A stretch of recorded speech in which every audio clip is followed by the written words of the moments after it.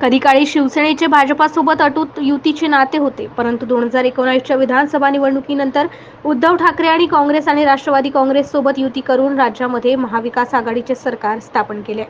या सरकारमध्ये खुद्द उद्धव ठाकरे मुख्यमंत्री झाले होते। तेव्हापासून भाजपा आणि शिवसेना यांची युती कायमची तुटली। शिवसेनेचे संस्थापक हिंदू हृदय सम्राट बाळासाहेब ठाकरे यांनी हिंदुत्व आणि भगव्यांच्या रक्षणासाठी शिवसेनेची स्थापना केली होती। बाळासाहेबांनी काँग्रेस आणि हिंदुत्वाला विरोध करणाऱ्या सर्वच राजकीय पक्षांची त्याकाळी काडीमोड केला होता।